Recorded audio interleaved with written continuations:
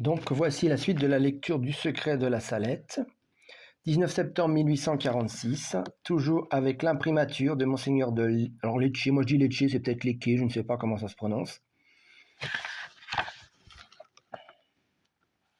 Simple reproduction sans commentaire ni polémique de l'édition originale de Lecce en 1879 avec les corrections typographiques de l'édition.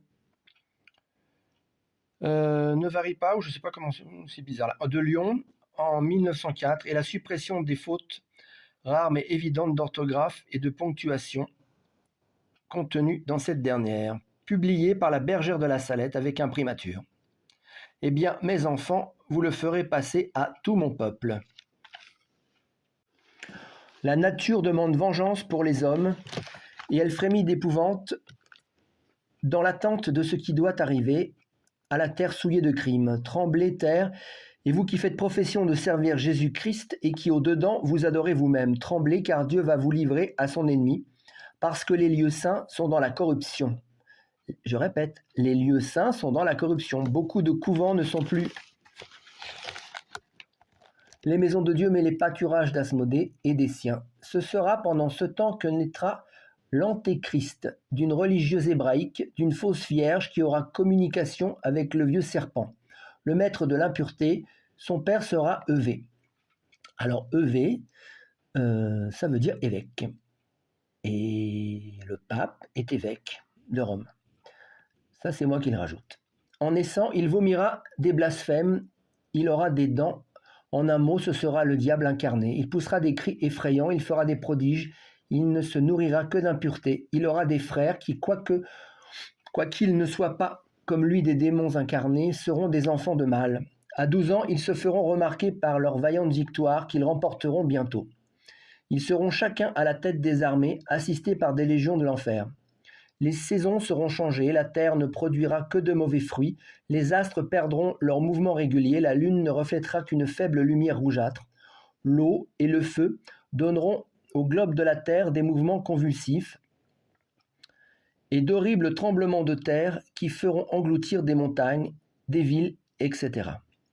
Rome perdra la foi et deviendra le siège de l'Antéchrist. Je répète, Rome perdra la foi et deviendra le siège de l'Antéchrist.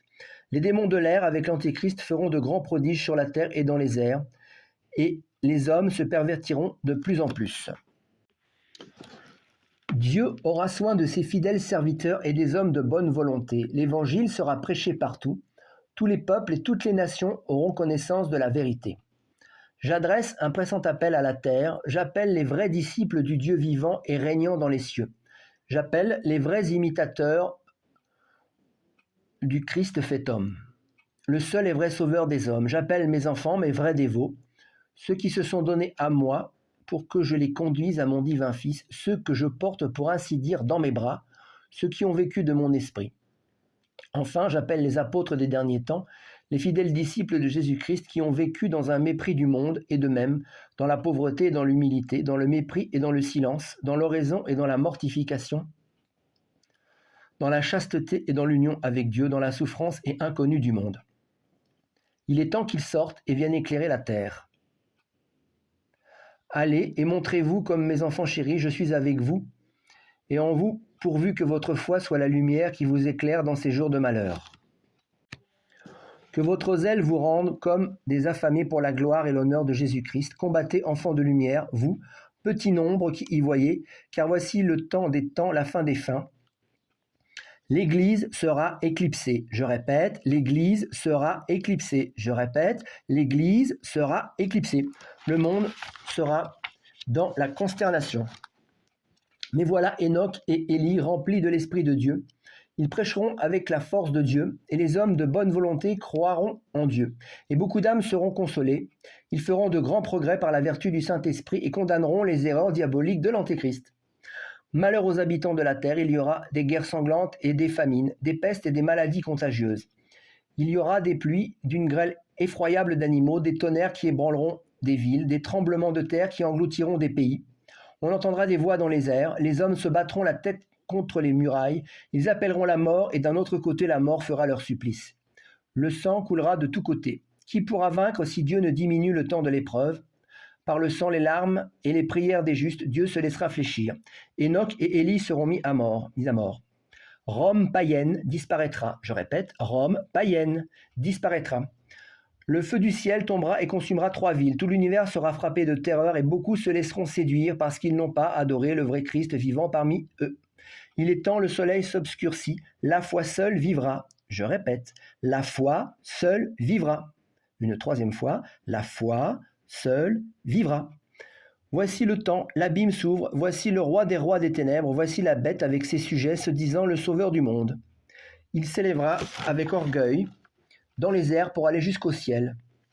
Il sera étouffé par le souffle de Saint Michel, archange. Il tombera et la terre, qui depuis 3 jours sera en de continuelles évolutions, ouvrira son sein plein de feu. Il sera plongé pour jamais avec tous les siens dans les gouffres éternels de l'enfer. Alors l'eau et le feu purifieront la terre et consumeront toutes les œuvres de l'orgueil des hommes, et tout sera renouvelé, Dieu sera servi et glorifié. Voilà, c'est la fin. Ensuite, la Sainte Vierge me donna aussi en français la règle d'un nouvel ordre religieux.